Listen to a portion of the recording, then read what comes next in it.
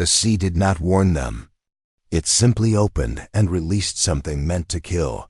Beneath the carrier's towering shadow, a torpedo cut forward through black water, silent, deliberate, unstoppable.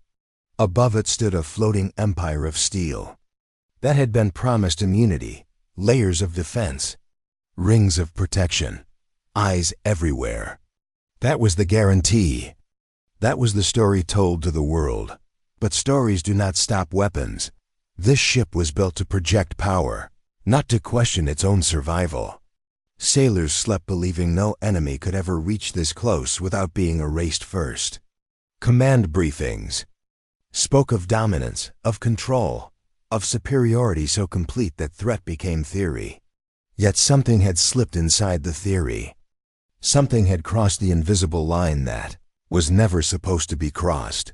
There had been quiet discussions about these waters, about how sound bends strangely here, about how submarines can vanish where carriers grow blind. Those concerns never echoed beyond closed doors. And now a single decision beneath the surface was racing toward thousands of lives above it. If they understood the vulnerability and sailed into it anyway, was this confidence or was it sacrifice? Part 2. Inciting incident. The first sound was not the torpedo. It was the change in the room. A sonar operator stiffened, leaned closer to his screen, and adjusted his headset as if he had misheard the ocean itself. The carrier moved forward. In measured confidence, its deck alive with routine jets chained in place, crew walking their assigned paths, the horizon calm and almost indifferent. Escort ships traced protective circles at a distance that felt safe. Everything about the formation suggested control. Then the operator heard it again. A faint signature, too clean, too deliberate. Not drifting, hunting. He reported it quietly. No panic. Just procedure. Another operator verified. The sound held steady. Below the surface, something was matching speed. The officer in charge ordered a recalculation. Bearings shifted. The contact tightened its angle. That was when the room stopped pretending this was routine. Above deck, wind tore across metal and salt burned in the air. Sailors laughed at something no one would remember later. The sky was wide and blue and deceptively open. No one looked down. No one ever looks down. Then the call came through internal channels. Possible hostile contact. The phrase moved through compartments like a chill through bone. Doors sealed. Footsteps accelerated. On the bridge, voices sharpened but did not rise. This was what they trained for. This was the scenario played out on screens in classrooms, controlled and repeatable. Except this was not a simulation. The contact was not fading. It was closing. Moments later, a second signal burst into the sonar. Feed faster, hotter, unmistakable in its intent. The officer did not need anyone to name it. He felt it in the way the room inhaled all at once. Torpedo in the water. Alarms erupted across steel corridors. Red lights pulsed against gray walls. Sailors who had been fastening equipment now ran. Boots hammered against deck plates. The carrier did not turn sharply. It could not. Something that large never moves like fear. Orders flew toward escort ships. Countermeasures were prepared. Voices demanded range, speed, angle. Every second stretched thin and fragile. Out in the water, a thin white wake carved toward the formation. One of the escorts veered aggressively. Engines roaring, attempting to position between the incoming threat and the carrier's hull. Helicopters were scrambled. Blades thundered to life, chopping the air as if sound alone could drive the weapon back. Inside combat control, numbers. Changed too fast to trust. The torpedo adjusted. It corrected its path as if it could think. A decoy was launched. Then another. Each deployment carried hope for a heartbeat before the feed showed the weapon reacquiring. The operator's hands trembled but did not stop moving. Range decreasing. Closing. On deck, The crew felt the shift in vibration as engines pushed harder. Some looked toward the water and saw nothing but glare. Others saw the escort ship cutting across the surface, throwing spray into sunlight. No one could see the weapon beneath. They could only feel the countdown in the silence between. Updates. 30 seconds. The helicopter dropped the countermeasure. It struck the sea and detonated, a violent bloom of water and smoke. For an instant, everyone believed it was over. The sonar feed distorted, then cleared. The contact was still there. Altered, searching again. 20 seconds. The escort ship released another decoy and peeled away at an angle that exposed its own flank. Men aboard that smaller vessel knew exactly what they were doing. They were stepping into the line of fire without hesitation. The Torpedo hesitated too, its path bending slightly, drawn toward the louder signature. 10 seconds. The ocean erupted. Not against the carrier, against the escort. A column of water and fire burst skyward, metal twisting in the blast. The shockwave rippled outward, slamming into hulls and bones alike. The carrier shuddered, not from impact but from proximity. Every man and woman aboard felt the concussion in their chest. Smoke swallowed the horizon. The escort ship listed, wounded but afloat. Flames licked at its side. Over radios, voices overlapped damage reports, injury counts, frantic confirmations that compartments were sealed.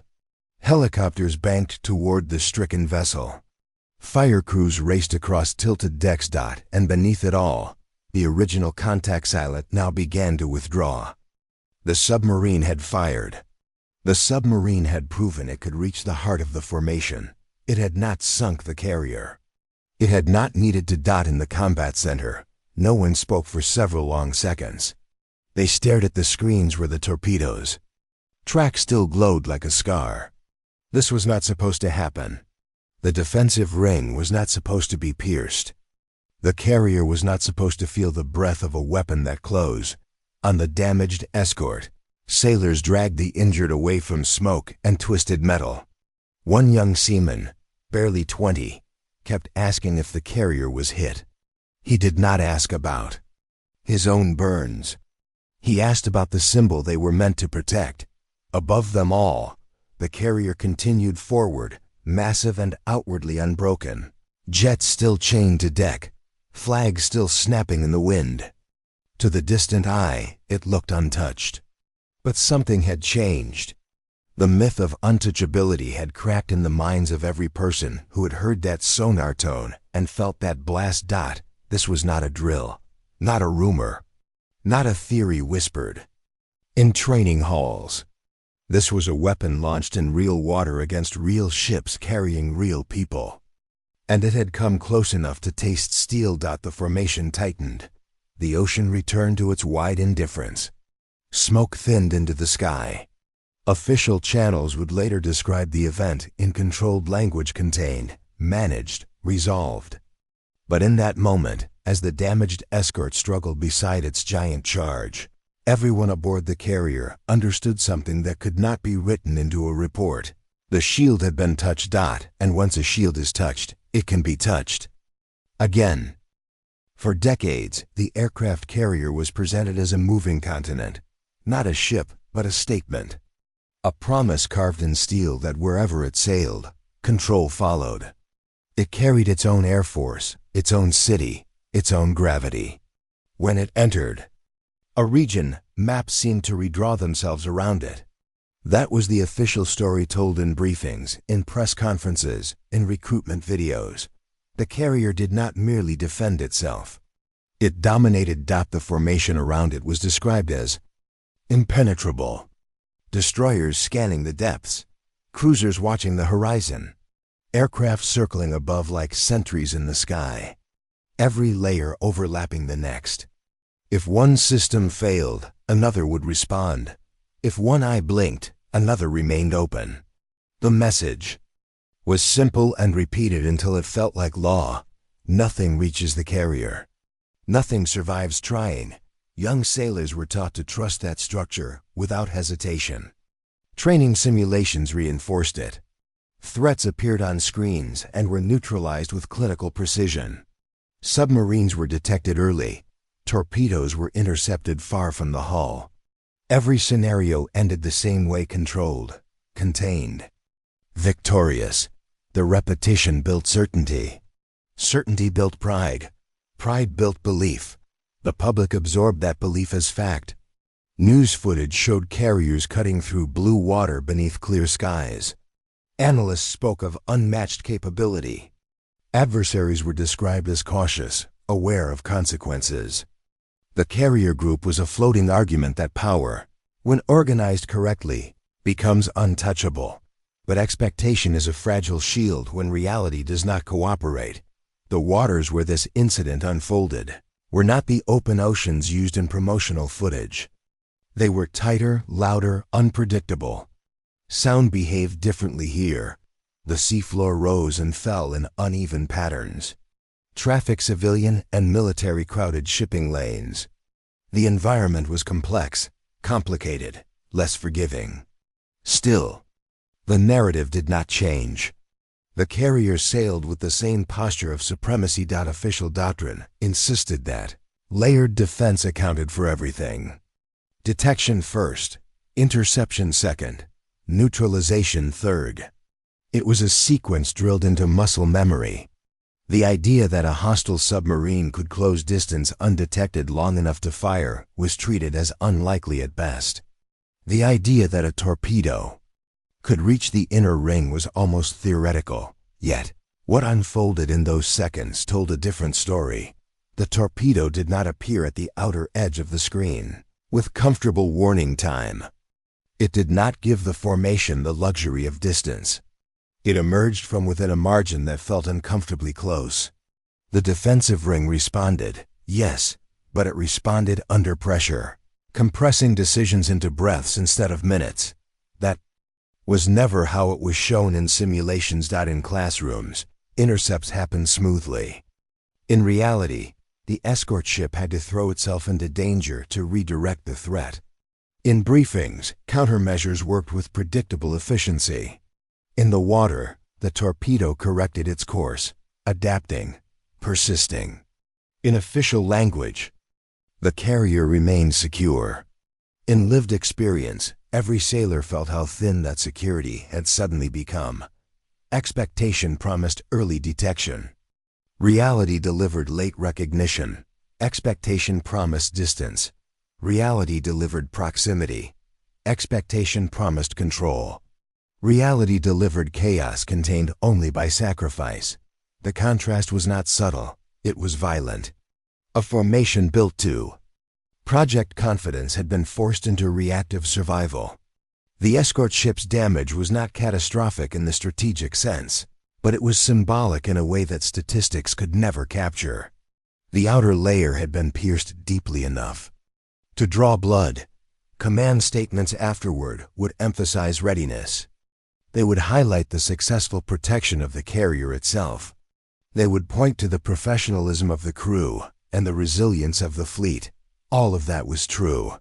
But truth can coexist with discomfort, because the expectation had never included this image. A hostile submarine slipping close enough to fire first. The expectation had never included this feeling. Waiting for impact with no guarantee the system would respond in time. The expectation had never accounted for how quickly confidence can turn into calculation. How sailors on the bridge begin silently measuring angles and distances, not in strategy, but in survival. This was the fracture between promise and performance. Not a collapse, not a defeat, but a crack wide enough for doubt to enter. And doubt spreads faster than fire once it finds oxygen. If the carrier was meant to be untouchable, why had it needed an escort to absorb the blow? If the shield was layered perfectly, why had the threat reached the final layer at all?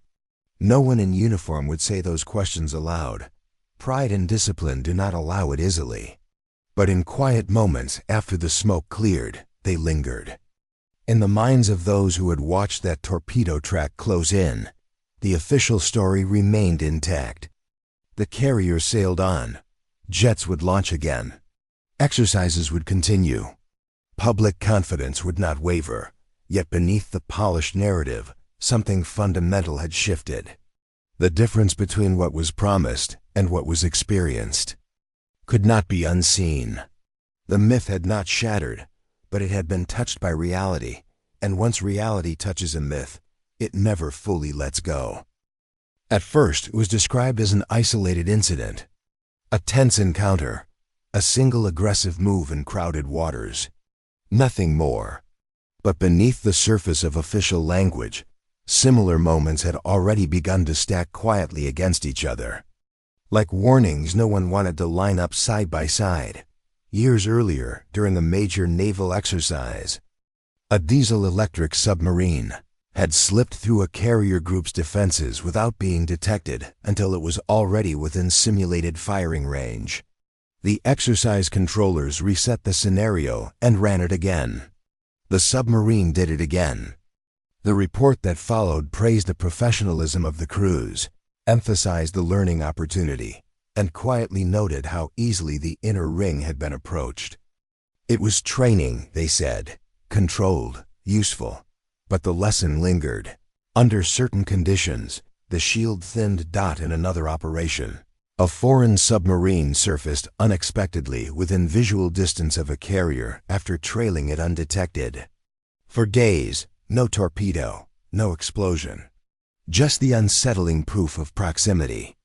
The image of that vessel breaking the surface so close to a symbol of dominance spread through internal channels faster than any press release could contain.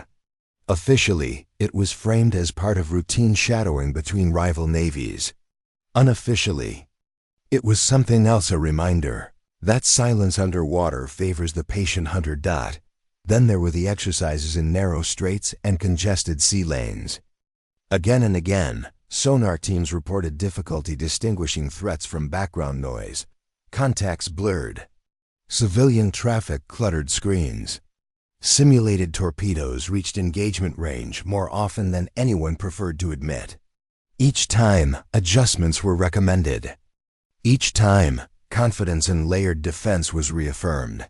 The pattern did not announce itself dramatically, it whispered. It repeated in after-action summaries. It resurfaced in debrief rooms where junior officers pointed to the same vulnerability. From different angles, shallow water complicates detection. Crowded shipping routes compress response time. Diesel-electric submarines running silently on batteries are harder to track than their nuclear counterparts. These were observations, not accusations. Facts offered calmly, but repetition carries weight. The escort ship that absorbed the torpedoes. Blast was not the first vessel placed between a carrier and an incoming threat during drills. That maneuver had been rehearsed before smaller ships stepping forward to shield the larger one. It was doctrine. It was strategy. It was sacrifice built into the architecture of protection. Yet every rehearsal carried the same implication. If the outer ring must physically intercept the threat, then the threat has already come dangerously close. Even countermeasures showed a pattern.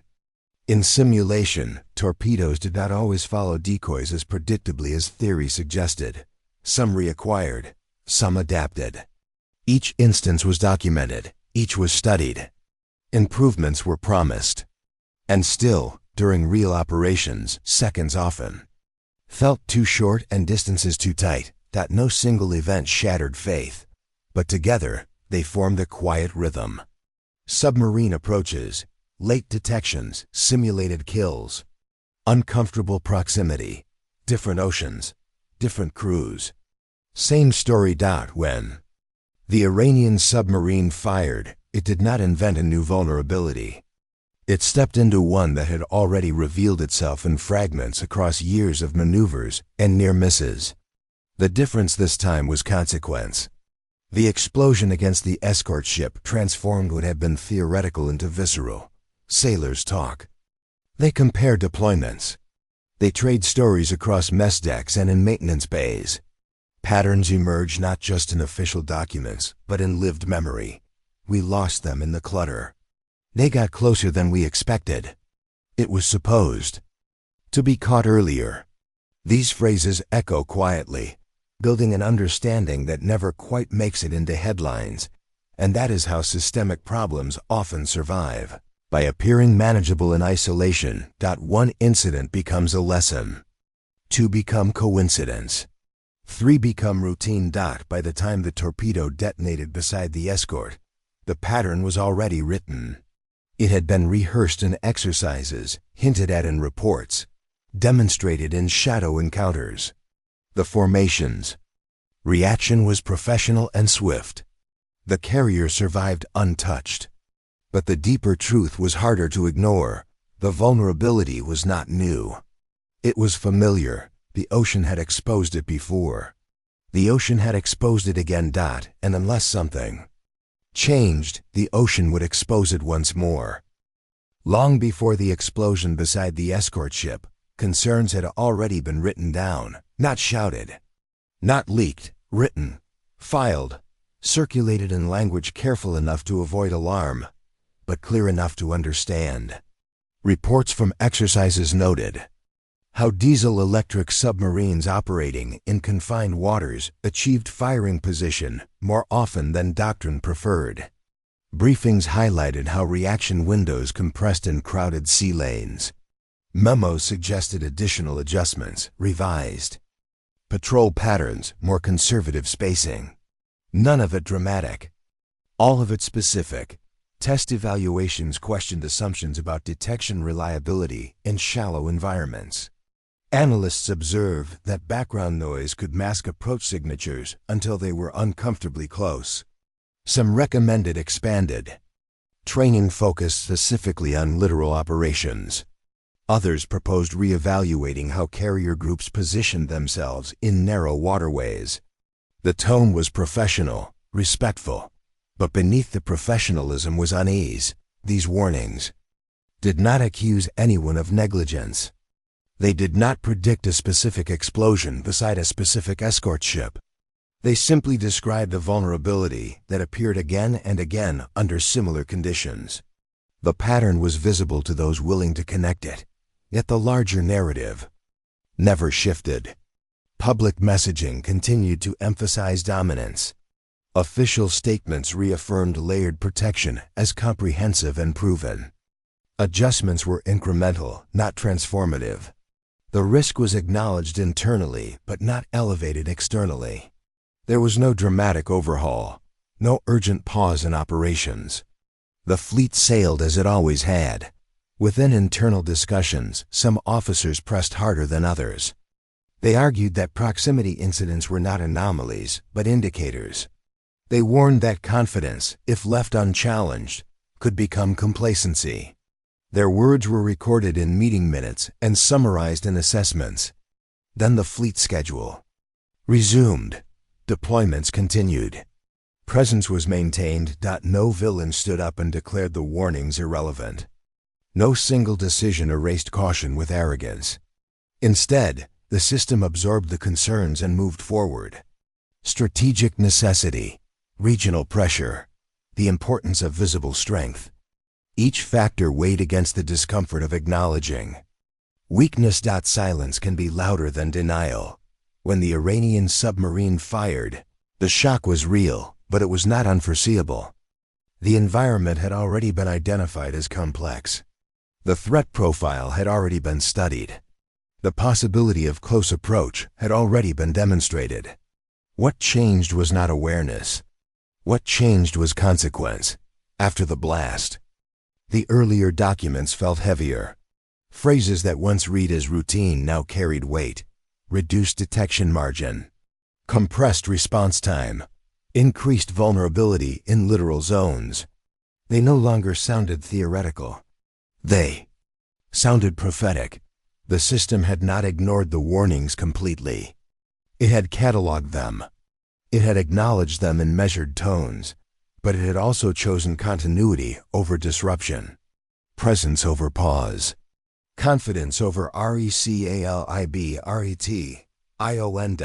and that choice subtle, procedural, defensible hung in the air long after the smoke cleared, because once you know a weakness exists, sailing into it is no longer simple risk. It becomes a calculation. When the explosion tore through the escort ship's side, it did not ask about strategy. It did not care about doctrine or layered defense. It found steel, and behind that steel, it found people. Seaman First Class Daniel Reyes had been standing near the starboard railing moments before impact, thinking about a letter he had started writing to his mother in San Diego. He was 20 years old.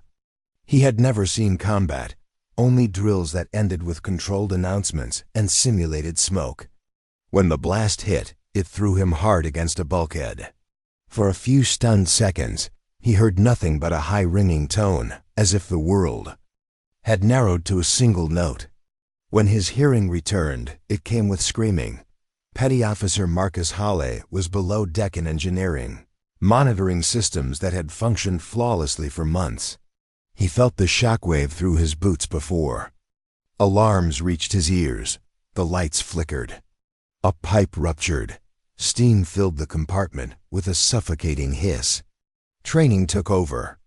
He shouted orders, sealed valves, pulled a burned sailor toward a ladder while heat pressed against his back like a living thing. He would later say he never saw the torpedo, only the aftermath, but that he felt it in his bones, on the carrier itself. Thousands felt the concussion ripple through the hull. It was not a direct hit, but it was close enough to remind every person aboard that proximity is its own kind of terror. Airman Lisa Carter was securing equipment on deck when the blast rose against the horizon. She watched the column of water and flame reach upward and realized, with a clarity that left no room for denial, that someone else had taken the blow meant for them. She would replay that image for months, the knowledge that survival can depend on another ship standing in the way. In the escort's medical bay, corpsmen moved quickly through smoke-thick corridors. Burns, shrapnel wounds, concussions. One sailor kept asking whether the carrier was safe. Another asked if his friend had made it out of the flooded compartment. Names were called into radios. Some were answered. Some were not immediately. Time stretched in ways that made seconds feel unbearable. Back home, none of this was visible. Yet, families followed routine evenings unaware that the sea had nearly rewritten their lives. Daniel's mother was finishing dinner when her phone buzzed hours later with a brief message. "I'm okay. Ship got hit. Love you." It was enough to steady her, but not enough to erase the image her mind created. Marcus's wife would later admit she slept with the television on for weeks after hearing the news, unable to silence the imagined sound of alarms. The Iranian submarine's crew carried their own weight of consequence. Inside their steel hull, they had executed orders with precision. They had listened to sonar returns, confirmed alignment, pressed the sequence that released the weapon. When the detonation registered faintly through water and instrument, they knew they had proven something. What they could not see were the faces above the surface, the sailors thrown to deck plates, the hands reaching through smoke, the silent gratitude on the carrier for a shield that had held at terrible cost. Human cost is rarely symmetrical. One ship absorbs the blast. Another absorbs the knowledge of how close it came.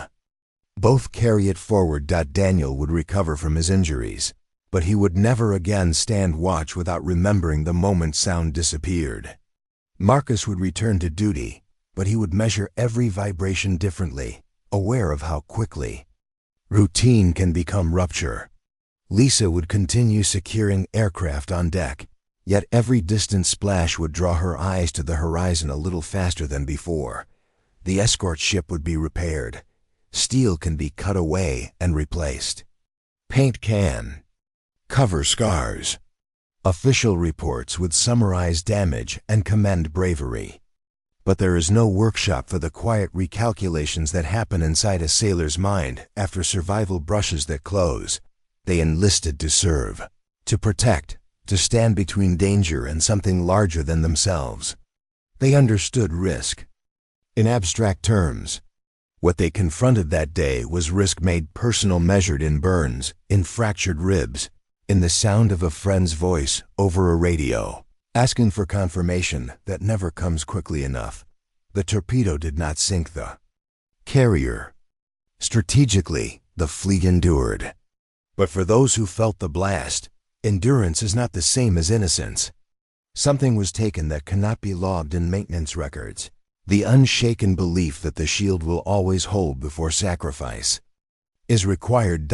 And once that belief fractures, it does not repair as cleanly as steel. In the days that followed, statements were issued in measured tones. The carrier group had responded effectively. The situation had been contained. The mission continued. Cameras captured jets launching into clear skies, decks washed clean, flags steady in the wind. To anyone watching from a distance, it appeared as if nothing fundamental had changed. The fleet was still there. The power was still visible. The symbol remained intact.